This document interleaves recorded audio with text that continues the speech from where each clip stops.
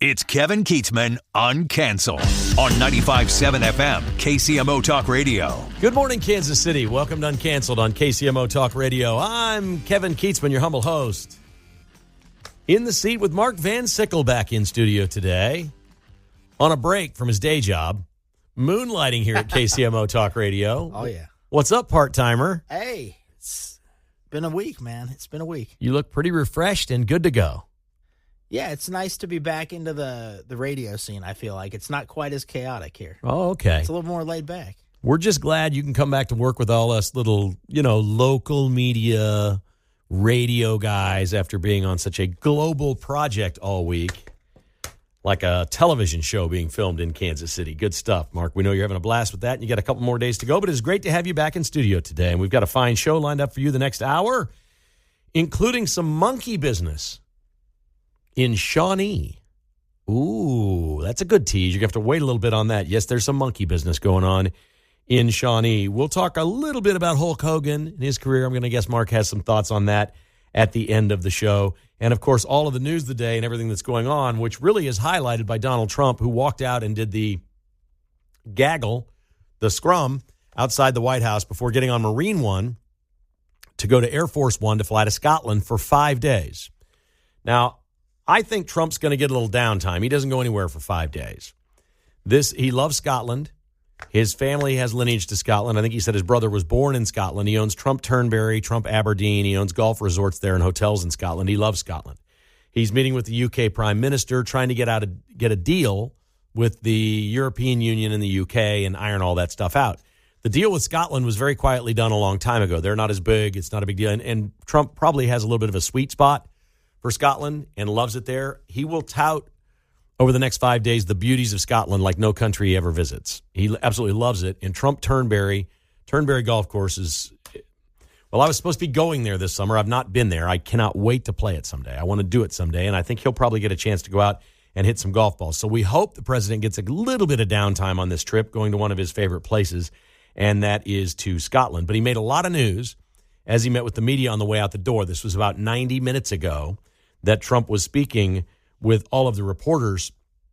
And the headline here is, for everyone that's been listening to this show this week, and the excitement we had with callers who were excited about Tulsi Gabbard and what the Director of National Intelligence found and referred to the DOJ, and the investigations that will be ongoing about treason, the Russiagate thing, all the nefarious things that Clapper and Brennan and Comey and Susan Rice did. Trump made one thing very clear today, and it didn't make the top of the hour news there with Fox. There was a lot in there from what he talked about today, but I was very surprised with this. He referred to Obama as a crook and then was asked a very good question. He said, Obama orchestrated the whole thing. He's a crook. He should be ashamed. It's treasonous. He's used every word in the book. And the reason he can use every word in the book is Trump knows nothing is going to happen to Obama, which is what I've said all week. It's infuriated a lot of you. I said, they're not going to get Obama. They can change his legacy. They can alter what many Americans will believe about the Obama presidency by going through this. And there's a chance that crimes were committed by Brennan and Clapper and Comey and Rice and some of these other people. And I'm not opposed to a show trial in prime time for America to watch and hear what these folks did. They did that to Trump. They did it several times with Trump, with Ukraine, with Russia, with J6. They just kept doing it over and over and over. So if that's what American politics is today, then so be it. I'm all for it. I'm here for it, especially if they can arrest some of these people and find some charges. The Democrats have been very good at putting Republicans in jail, or at least operatives of Trump in jail, but not Trump. Trump was then asked the very astute question by one of the reporters, you were able to secure presidential immunity from many of the charges that were leveled against you.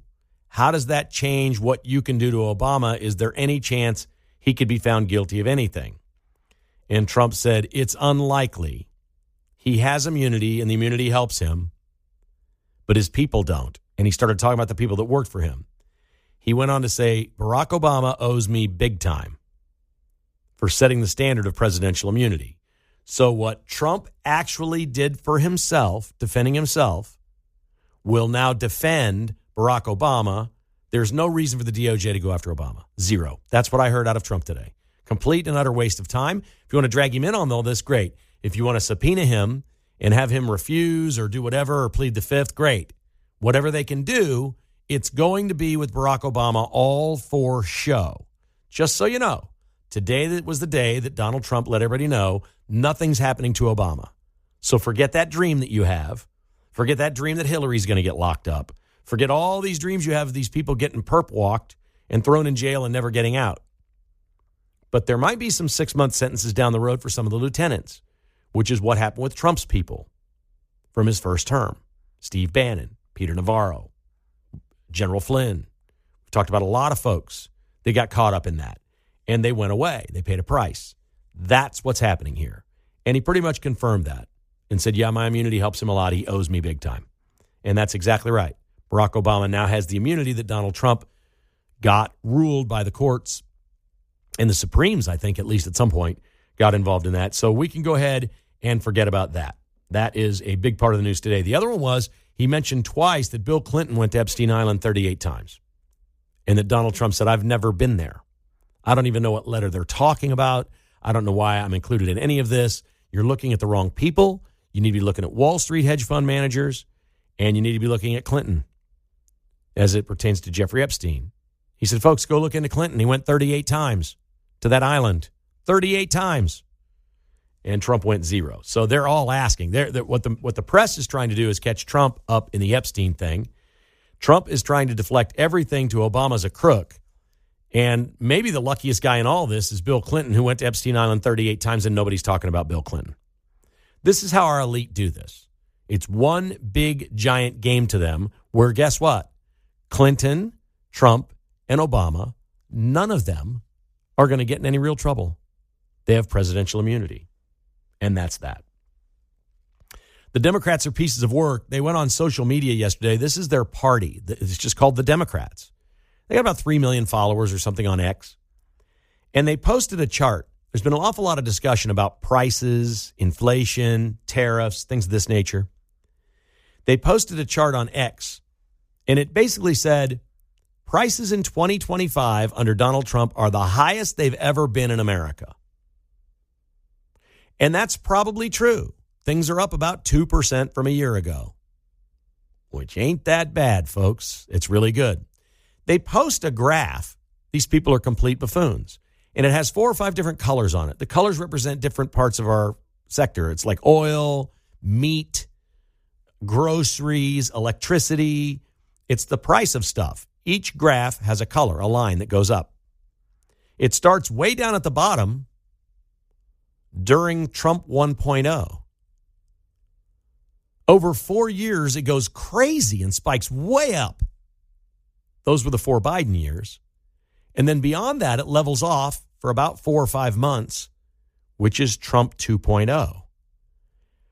The idiots that posted it apparently thought, they looked at this graph and thought, oh, this is under Trump. This is what's happened under Trump. And they didn't even look at the years. They didn't look at what they were posting. They put it up. As of last night, I haven't looked today. They had not taken it down.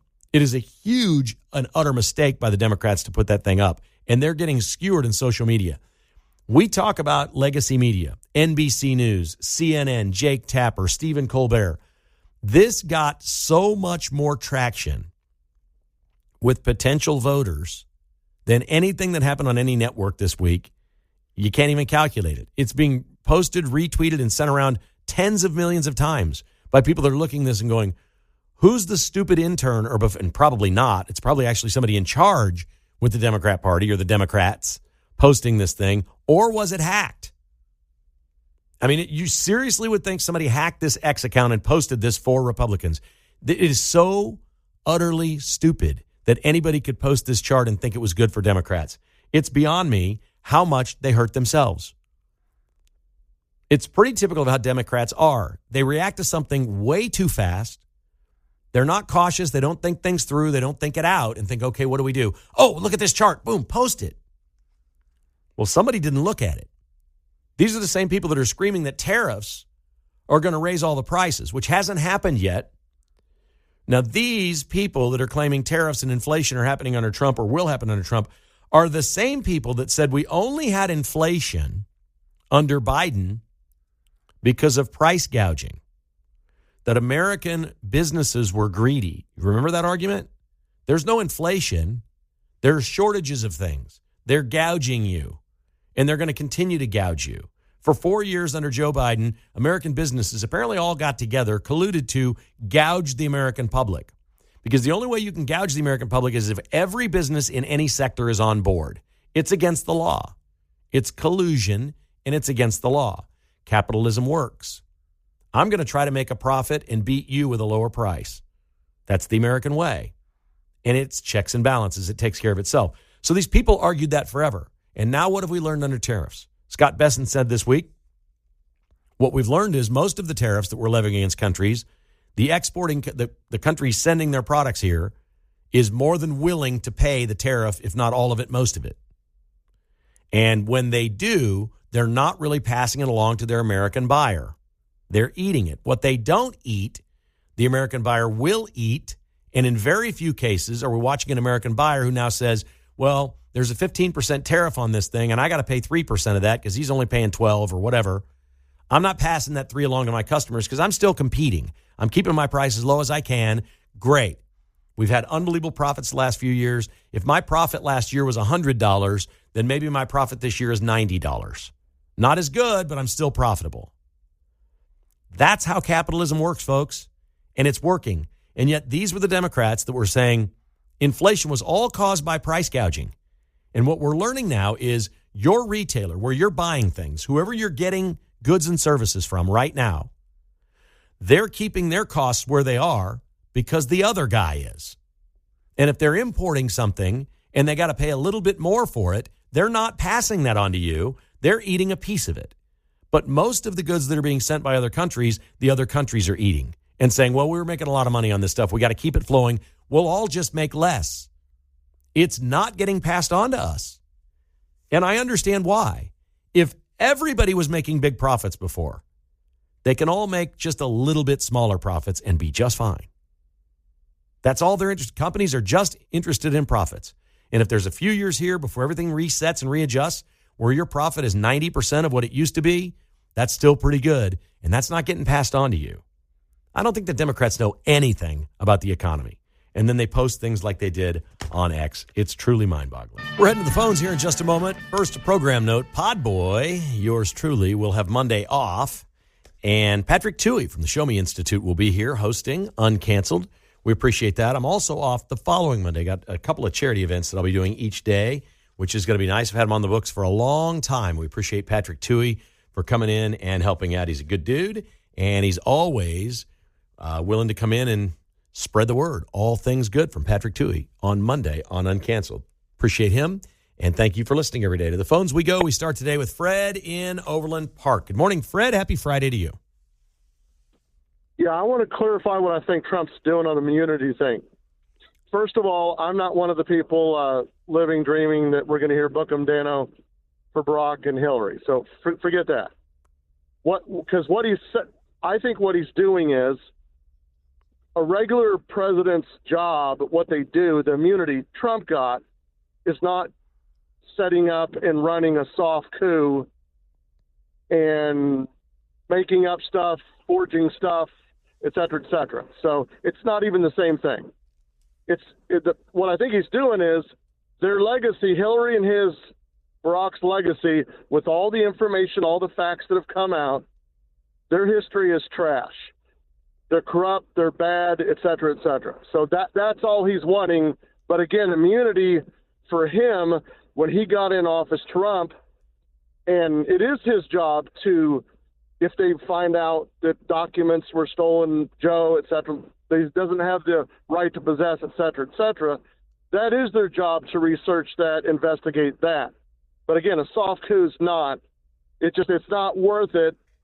I just think that he knows their legacy's trash, and that's good enough. Actually, it's good enough for me. All right, Fred, thank you for the call. I appreciate that. I think the legacy or historical legacy, who writes history books and who decides these things.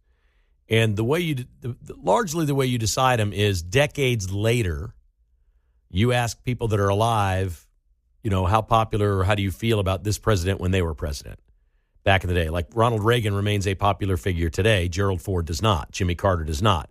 it takes a lot of time to go by to decide who the really good presidents were. We're talking about recency bias on both of these. America's split on both these people, Barack Obama and Donald Trump. I'm sure they're in just a few years when Trump is out, they'll both be viewed the same way. Republicans will love Trump and hate Obama, and Democrats will love Obama and hate Trump. What happens down the road, how things are judged historically, is different today. It's who writes the history books, who decides what history is. We've got two different media in this country. We have right and left. We don't have much in the middle that we can trust to say, okay, who was actually better. Here is Mark in Shawnee on KCMO Talk Radio. Hi, Mark. Hi, Kevin. I guess I have two things. I got to thinking about this after I called in. You know, Missouri has one of these government-run SunFresh stores. I saw this clip, and Mayor Q was talking about it, and I had never heard of this, but they interviewed people on the street, and they said, there's no food in this store. There's nothing in this store. So they went inside and showed that. And where's the money going, and where's the food? Well, and Q said, hey, just go down the street if you don't like this store. Here we're getting a taste of this, and that was one thing. Well, what the heck were you doing on Monday morning at 10 o'clock, buddy? What was I doing? Yeah. I was sitting around thinking about how jacked up this country was. If you'd have turned on KCMO Talk Radio, my lead story was about that SunFresh. You would have known about that before now. Oh, my gosh. I have guys out here doing construction work. So now we get it. I knew you were doing something because you're a great listener and you listen all the time, but you were not listening Monday. Well, let me tell you this, Kevin. I did want to tell you this.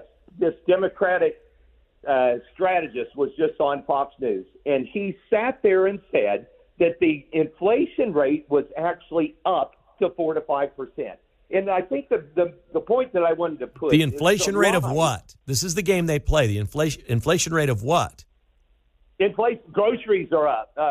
Every economic indicator is showing that where inflation is 4 to 5%, and they said that's just factually inaccurate. Right. It's not that, and it's these lies that they push. Well, it's where you just have to kill them with facts. It's what I was just talking about was the chart that they posted on Twitter, and you put this thing up, and it was just mocked and scorned by millions of people. But I guess if they post it to their 3 million sycophants on this handle called the Democrats, that they just post it and people read the headline and see the chart and don't look at it, and they believe that that's Trump. And then they go tell their friends, oh, yeah, I saw this chart on Twitter. It said Trump's is really, really bad orange man. It's like, no, they don't have the numbers on their side right now. This is working.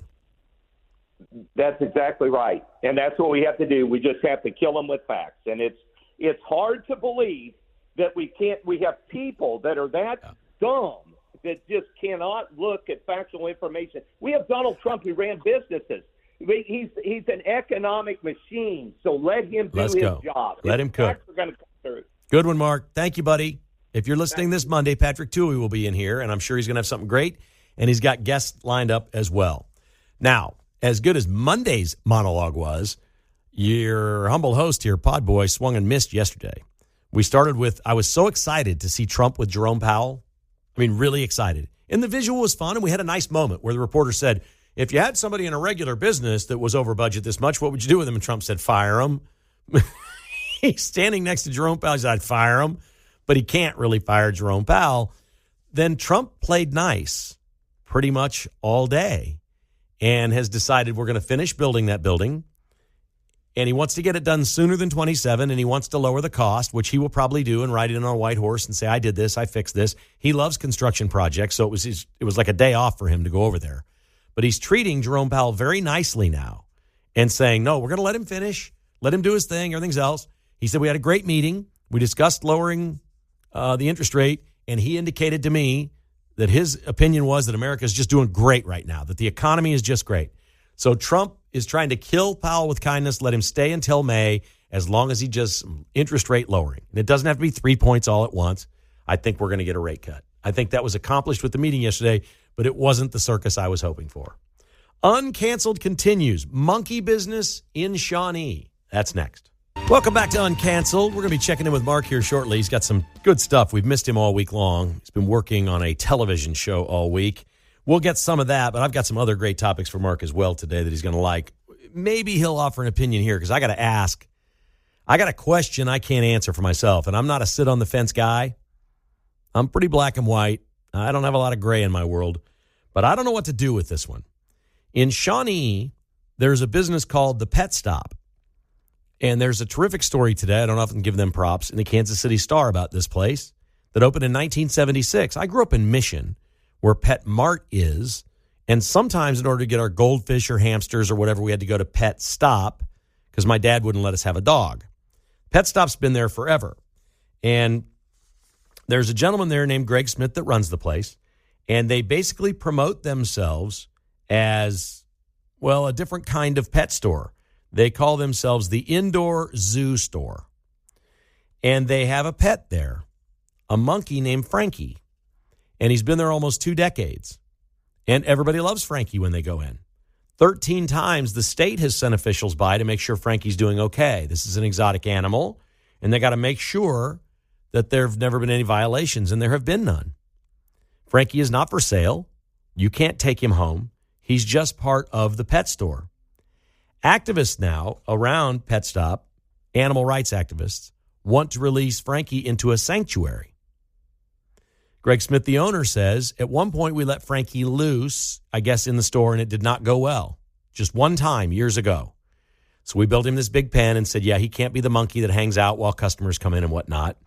So he lives in this pen, and it's a large pen. It's 100 square feet.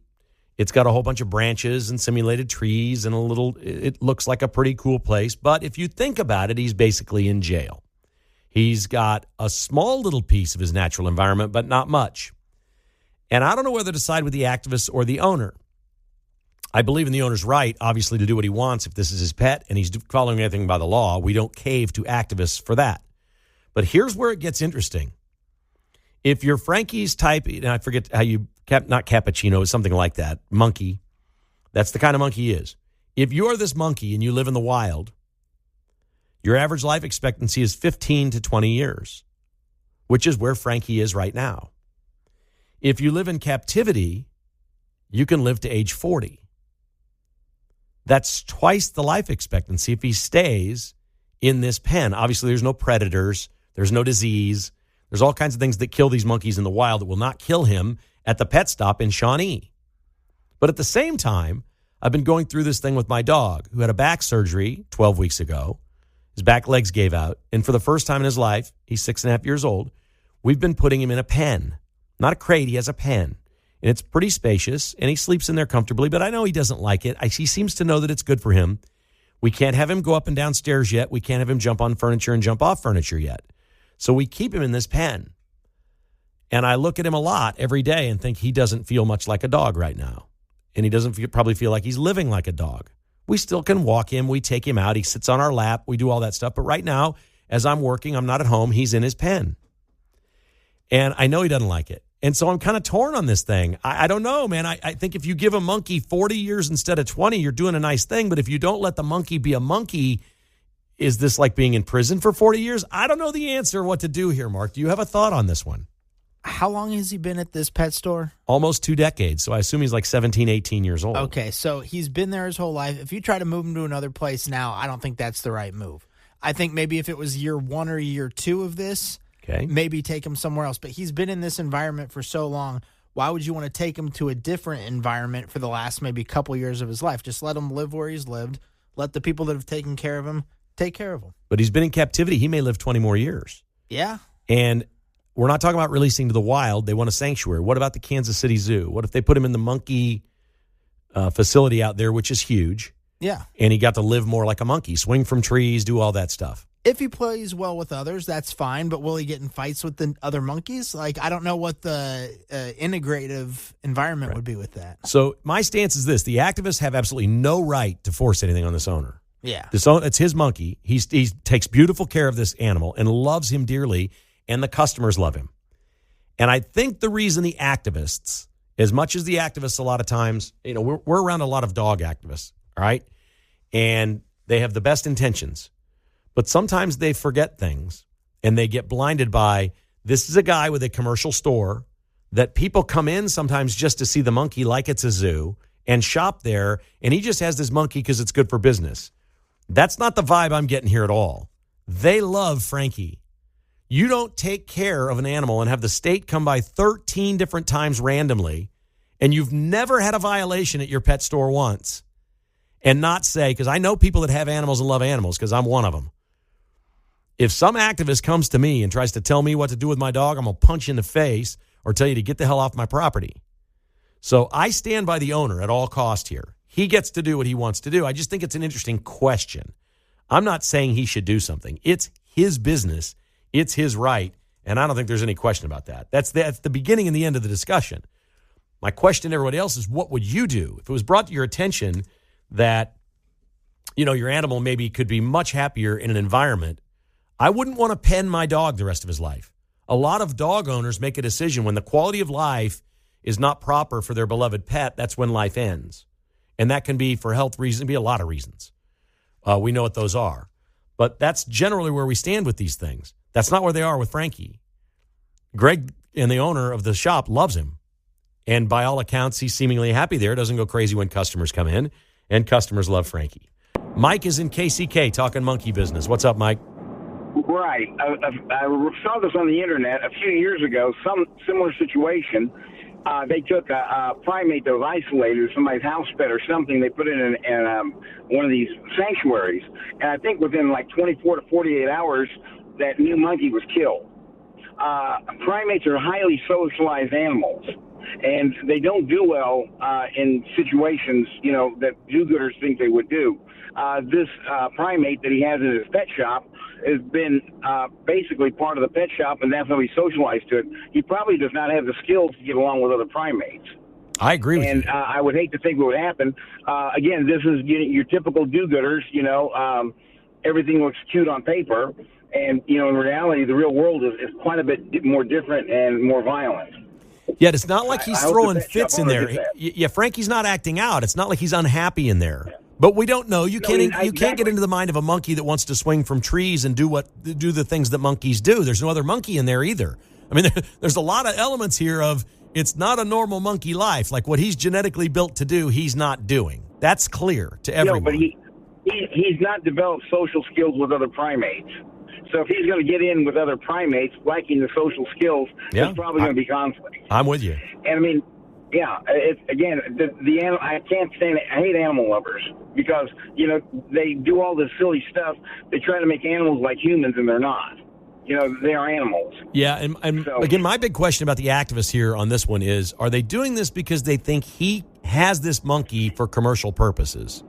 Do they think he's keeping it in too small of a pen just to make more money at his pet shop? I think that's probably the crux of their complaint. They won't say that publicly, but I'm guessing that's why they're targeting his. They think he's using Frankie to make money. Well, capitalism is bad. Don't you know that? Everybody, all the woke people know that. Hey, my podcast every day, Kevin Keatsman Has Issues. The name of my company is Crooked Tail Media because our dog was born with a broken tail. It's crooked. And at the end of the podcast every day, we do our disclaimer. This was a production of Crooked Tail Media Incorporated. And my dog goes, "Arr!" He's on every single podcast. So, yes, I'm making money off my dog. Capitalist pig. But he loves it because guess what I gave him when he made those sounds into my microphone? I gave him roast beef, and he loved it.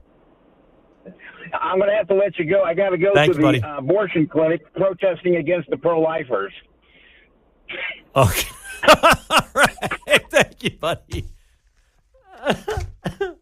I wasn't sure where he was going. I saw a story today. I don't have the details on this. I'm just giving a headline since he mentioned abortion. Was the number 5 or 9 Planned Parenthoods have already been closed in California as a result of Trump winning the election? That's pretty strong. The things that they've done and the way they've changed, the rulings that have been changed regarding abortion and sending back to the state, and then, of course, defunding a lot of these things and Planned Parenthood in particular. So I like that one. Here's Kevin in Overland Park. I think he's talking monkey business. What's up, Kev? Yeah, I thought I'd talk monkey business. It's Friday. He's obviously, the pet store owner is going to be a better owner of that monkey than, say, your average Joe Blow. I mean, he's going to take even better care of it and whatnot because he's got inventory he's got to take care of as well. So, I'm sure the monkey is an attraction to the business. You talk about your kids. I mean, I do automotive mechanical work, and I have my own shop, and I have a race car, and customers like seeing the race car. It's, it's interesting to them, and what's up with that? And so, yeah, he's making money off of it, but I don't see the problem with him keeping it. I'm with. Well, there's no question. It's totally up to him. This is not a case of, the owner died, and now we don't know what's going to happen with his pet shop. A new owner's coming in, and activists are saying, "Hey, you got to set this monkey free." That's not it. This guy loves this animal, and I'm telling you, is cared for this animal like a family member, other than the fact that he lives in a cage. Yeah, it's BS what they're doing to him. I mean, they have no right to do that stuff. Yeah, well, they have the right to free speech. They have no right to take it away, and I don't think they claim they do. They're just trying to create awareness and pressure on him to where he may do something different. This is their game. Right. This is why they spray. These Code Pink people do the stuff that they do. They go into these art galleries and throw paint on the wall and do whatever to paintings. This is what they do. They sow chaos. Exactly. Yeah, they create chaos and mayhem like that. Yep. Good stuff, Kev. Thanks for the call, buddy. You have a great weekend, okay? You too. Awesome. I'm serious. My podcast listeners are incredibly loyal, and they love my dog. I don't talk about my dog every day, but they've listened to so many of the episodes, things that have happened or places we've gone or things that he's done. I've had him, bark or howl live a couple of times on there. I'm not Gary Lezak. It's not part of my shtick every day. But they know about my dog, and especially the dog lovers in my podcast audience. Kevin Keatsman Has Issues. They love him, and they've kind of been on this journey the last few weeks with us, nursing him back to health to where he could walk again. His back legs were paralyzed from a blown disc, and he had back surgery, and it's been very traumatic for Jessica, my wife, and they've been right there for me. And they know and trust that we're doing everything we possibly can for our beloved pet. And there is something about that. And I sometimes feel like my podcast listeners love my dog and my wife as much as I do. It's like they just do. We have a soft spot for these things. We all do. And I'm thinking of how lucky Frankie is that he could maybe live twice as long as he would have in the wild, and having someone like Greg be the owner that cares for him and has provided health care for him, veterinary service. I mean, it's a pretty good life. I mean, you could look at this pen as a luxury hotel and just say he's Howard Hughes, up in the top of the Landmark Hotel back in the 80s or whatever in Vegas. I mean, there's a lot of different ways to look at it. I think it's a very interesting story that activists would go after a well-cared-for, beloved monkey that customers of a pet shop in Shawnee absolutely adore.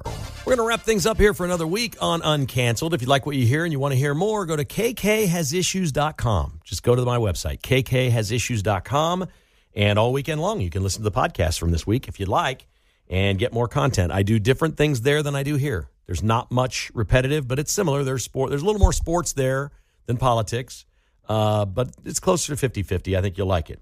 Mark Van Sickle back in today. He has been working on a television show. Oh, I was curious. Did you see the clips did you know Ted Lasso is filming in town? And last night they were at the Mumford & Sons concert. That was pretty cool, huh? That's right. That looked like a lot of fun. I wish I could have gone. Wonder if those are nice people. I've heard they're nice people. Have you heard I that? have. Heard they're very nice people. They give hugs. They give high fives. They're very nice people. 1 to 10, how has your week been? It's been great. It's been great. What I told John earlier today is it is controlled chaos. Yeah. That's how I describe it. Is there one person that's like largely in charge? And then what happens when the star of the show walks on the set? So the star of the show is also one of the producers of the show. So he's kind of around. Is he also a director? Yeah. Yeah. He's there most of the time. So you've got the director who's, always making sure things are on pace. You've got the camera director. There's probably about a handful of people that are really, really in charge. And then, you just got to follow the directions. Did you have lunch at Gates Barbecue this week? I actually didn't eat lunch there. I was there, but I did not eat lunch there. Would you have the catered food? They catered something food. Other than Gates? Yeah, the lunch spot was at a different building, so. Okay, that makes no sense to me why they didn't just have everybody eat. They didn't want all the extras and everything coming in to where we were filming, I think. I see. Yeah. Okay. And you have a few more days working on an unnamed television show? Yep, couple more days. All right, Saturday, Sunday, Monday? Yep. And I'm out Monday. Patrick Tui will be in here, so I will see you on Tuesday, my friend. Chiefs camp is underway. I don't know if you heard, there's been a lot of talk about rededication to fitness and working really hard this offseason and getting ready for this. I don't know if you've heard this or not. Travis Kelce's lost a lot of weight. He looks great. Have you seen him? Mm-hmm. Yeah. Did you know Nick Bolton lost 20 pounds? I didn't know about Nick Bolton. I heard about Kareem Hunt. Kareem Hunt's turning 30 in 2 weeks. And tell everybody what Kareem Hunt did. He cut out, all sweets, right? Everything. Yeah. He cut out everything. Fried food, chips, donuts. And he says it's killing him not to eat Twizzlers.